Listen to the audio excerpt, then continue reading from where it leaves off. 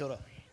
Tihei mori ora, e nā mana, e nā reo, rauranga tirama, tēnā koutou, tēnā koutou, tēnā koutou katoa. Te whare etu nei, tēnā koe. Te papa e waho, tēnā koe. Ki te whānau e hui hui nei, tēnā koutou, tēnā koutou, tēnā tātou katoa.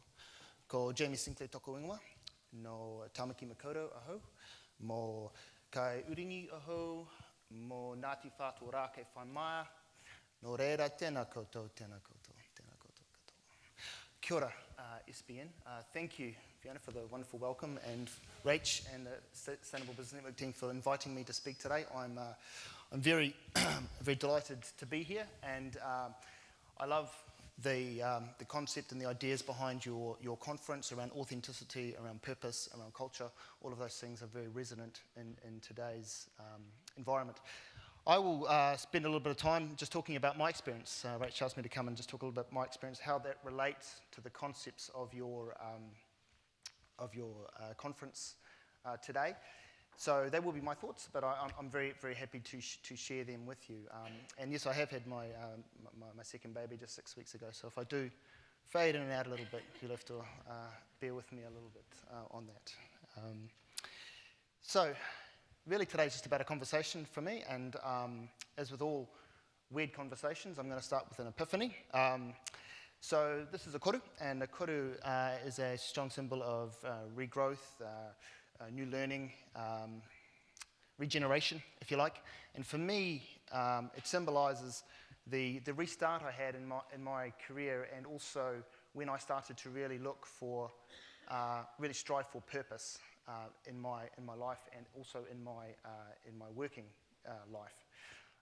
And the epiphany happened in Rotorua, of all places. I still remember this, in the Redwoods. And I was listening to a man talk on the radio about business, about the power of business to be good, the power of business to make change, to improve people's lives, to do things better, to improve the environment, and to make more money. All of those things collectively. And that was a light bulb moment for me. I was at the time working in sort of financial change management, and very, very successfully in the UK and in New Zealand, but really I didn't, there was a misalignment between my passion and my values and my purpose. And as a result, I felt disengaged from my work. And that commentary around the value of businesses being a power for good was a really strong moment for me. And interestingly enough, that speaker was Amory Lovins, and many of you will know who he is. And if you don't, I'd encourage you to go and sort of look him up. I subsequently read his book, Natural Capitalism, which was written in about 2000, I think. And it really talks about biodiversity, around natural capital, around the value of nature. All of those things which today are really hot topics and high currency in terms of the business community. So that really sparked me and moved me into the sustainability space, because whilst I was in the financial change management system, what I was doing really was just moving people from here to here within the same system. And what I really felt my purpose was around helping organizations look at a new system, so completely changing the system. And that's what Amory Lovins was talking about in terms of the models that businesses were working under needed to be changed and broken. That led me down the road to sustainability.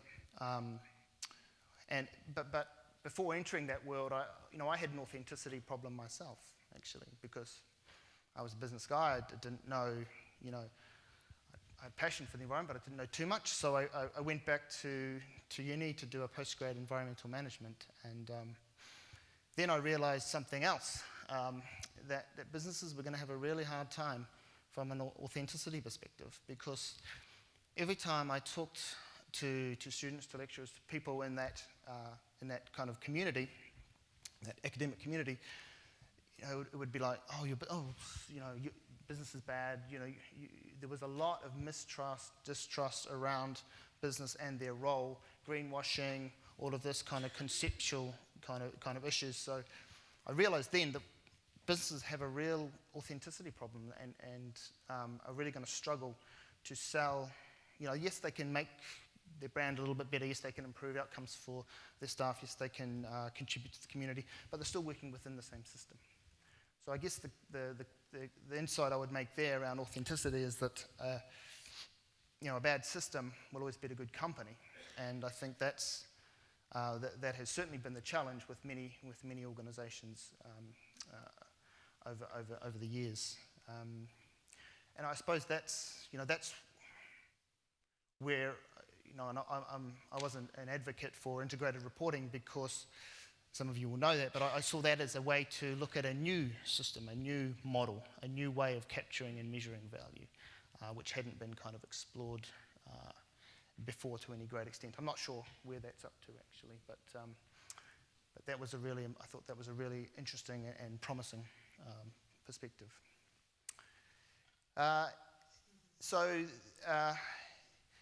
That, I suppose, after my time in sustainability, I moved to where I kind of am now, which is working for Ngāti Whātua Rākau, which is one of the mana whenua iwi groups in Auckland. And if you don't know too much about Ngāti Whātua Rākau, I would really encourage you to have a read.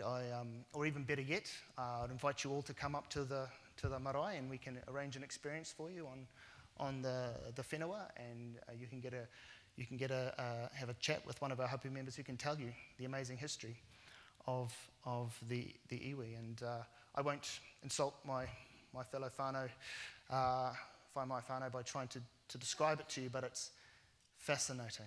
It's absolutely fascinating. From the eponymous ancestor Tupuriri back 300 years ago, the gifting of Auckland City in 1840, the burning down of the houses along Mission Bay in 1951, Bastion Point occupation in the 1970s, to today, where the tribe has a very solid asset base based largely around property.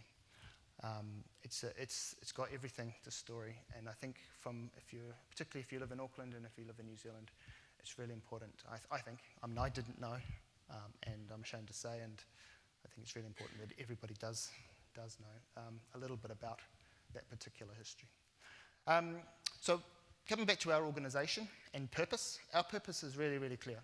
So and it is personified, I suppose, by what we call Te Kahu Pōkere. Now, Te Kahu Pōkere is the hawk that sits atop the marae. And Te Kahu Pōkere is all about, from our hapu member perspective, is about helping them to soar and fly to the highest heavens. So our purpose and our goal is crystal clear. It's about soaring and flying, enabling our whānau to soar and fly to the highest heavens. And underpinning that purpose is our series of non-negotiables. So we have the marae, which is the centre of our universe.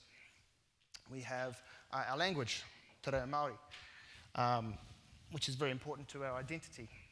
Our mātauranga, which is our knowledge base, which is the waiata, the stories, the culture, the art, the history, all of that knowledge. And then there's the tikanga, and tikanga is our way.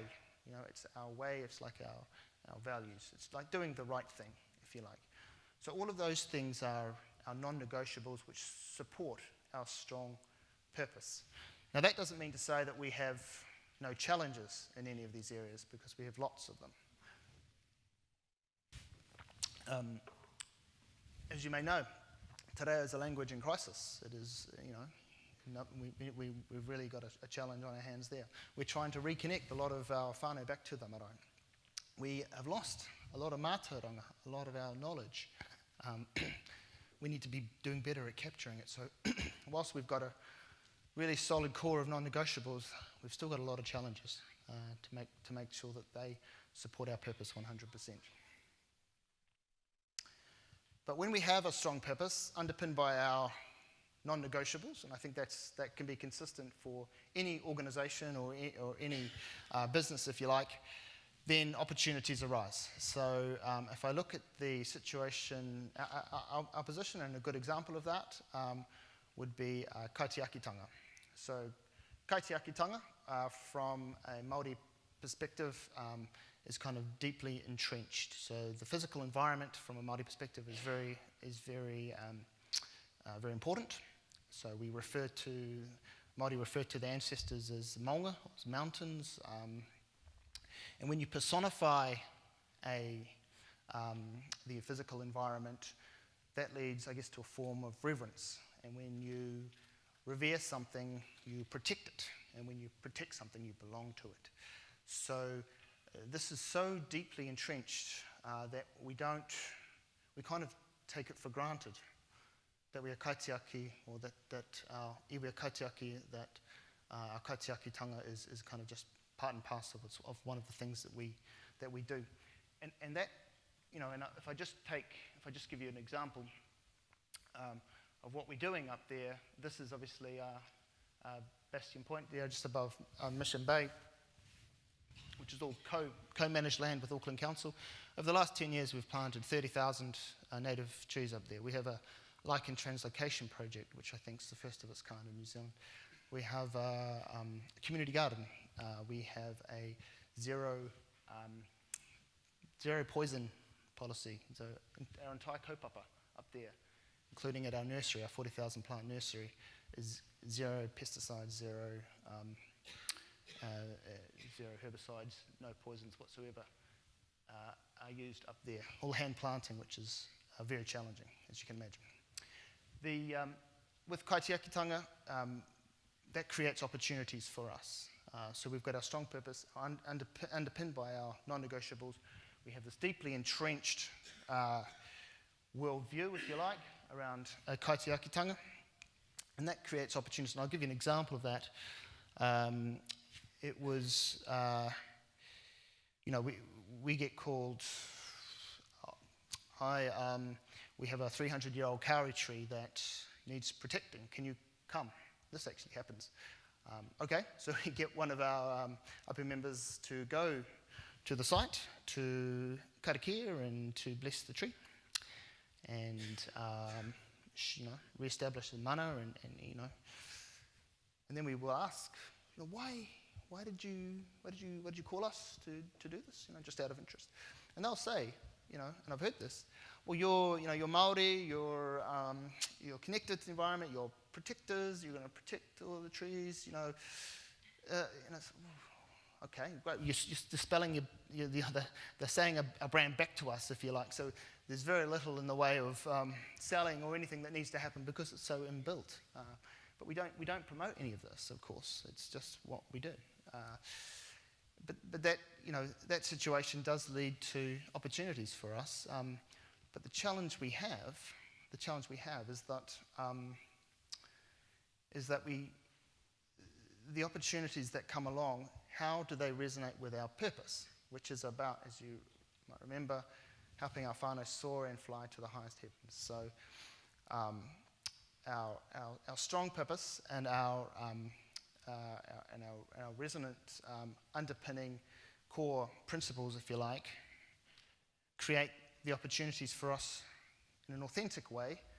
But unfortunately, what we struggle with is how do we filter those opportunities to make sure that they are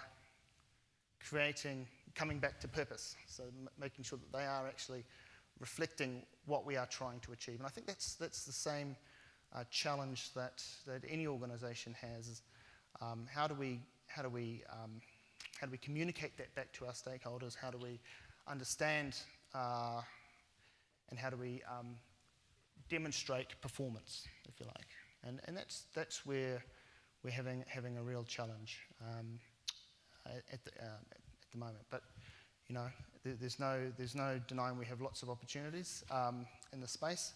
It's just about making it work for our key constituents, which are the 5,000 hapu members that we work for. So I think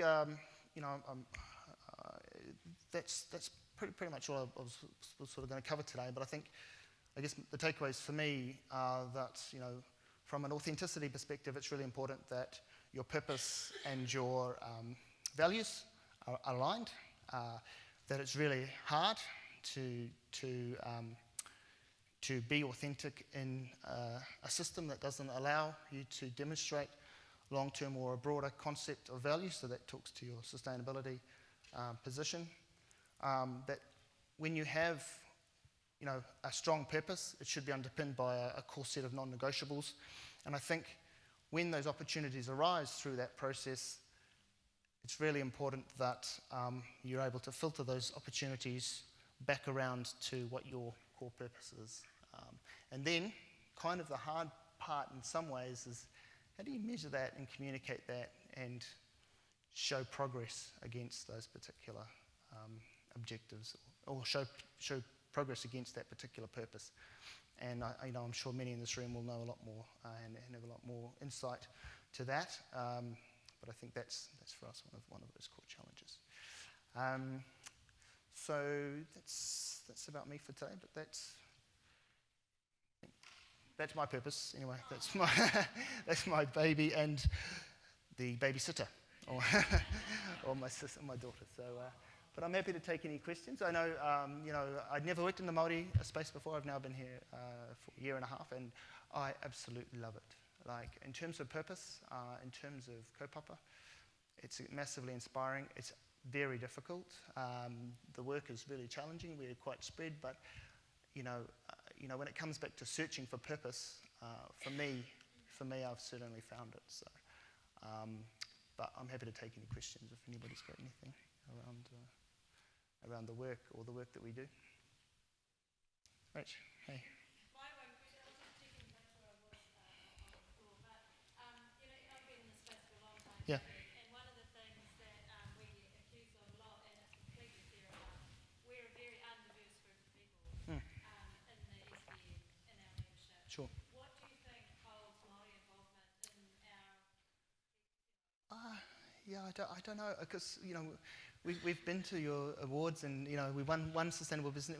We certainly like, I know the environment. A lot of our happy members know of the organisation, want to be part. I don't know if there's anything particular that's holding it back. I think it's, as I said, it's kind of just because it's ingrained in what we do. Like what we're doing on Bastion Point there is bringing the birds back. That's the way we look at it. What we're doing down at Cove Bay is bring the fish back. It's not that we feel like we know everything, but it's kind of just inbuilt, But I think personally it'd be really good for us to connect with you guys a lot more in a more strategic way, because I'm sure there's things that we can learn and there's things that we can share. In terms of that Māori worldview, it's really progressive in a lot of ways. So it would be good to share. Yeah, I mean, I actually work. This is how we describe our work, because I work for the tamariki at the Punareo, actually, and their moko, their grandchildren and their grandchildren. So I'm working for the unseen generation, and my boss just tells me how to do it. That's the way we think about our work, and that puts you into a different headspace when you're thinking about investment, when you're thinking about opportunities, when you're thinking about what you want to do. You've got to take that much longer view. That doesn't mean to say that you haven't got today's challenges, because you do, but you have got that longer term perspective. So yeah, I think we'll make it happen. We'll just try and get a bit more ingrained. Find a project to work on. millimetre streams maybe down at the Okahu stream. Yeah, there you go. There you go. Oh, kia ora. Oh, something else.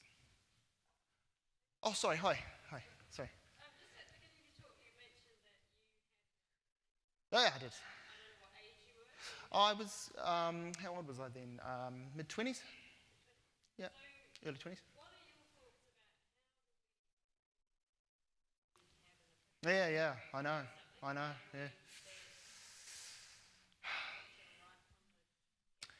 Yeah, I think it's a little bit the system, I think. It's a little bit that system which I talked about, which I feel that, I came up through the traditional system, so I didn't have that broader view, and it was only until somebody told me the bleeding obvious, spoke to me, that I actually got it. I think the work that the likes of the SBN do around communication, around the circular economy work that you guys do, those types of things are really important. because you don't want to have to wait for people to have these bolts of lightning. You want actually it to be happening just as a matter of course. But I do kind of feel like it's systematic, it's structural, and until break the structure a little bit. Yeah. Oh, huge. Yeah, yeah, absolutely, absolutely. Yeah, and you know, I think that's starting to happen in the schools and such. But the more we can change that around, and you know, today's the younger generation is certainly all about social outcomes and social good, and so they're already kind of broadening their mindset. Unfortunately, we sort of have to wait for the policymakers, etc., to catch up to that, but because they create the rules of the game in many ways, but people power, you know, we can change that. So I think it's an education thing and it's a time thing, but time is coming, time is now, you know, and unfortunately, it might take a crisis or two sometimes to make us realise. But yeah, kaupapa Māori, there's a lot that can be learned and shared both ways, in respect of how they do it. Laura, how are you?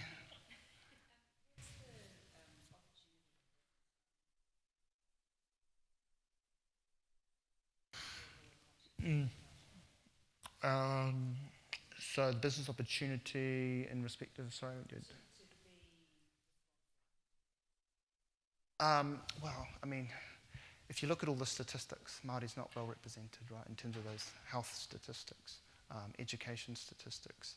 A lot of the high needs issues are in that Māori and Pacific Island space. It's beeping now. So I think if you talk about social entrepreneurship, I think if organisations were to look to the Māori space as a good place to start, I think you get some really good gains early. The Māori economy is growing for sure, but really from my perspective, we're worried about, you know, lifting that unseen generation so that in 10, in 20 and 40 years, they're not represented in those diabetes statistics and in those child abuse statistics, etc., etc. So for me, it's around that social entrepreneurship piece. Plus tourism, of course, you know, and I would encourage you all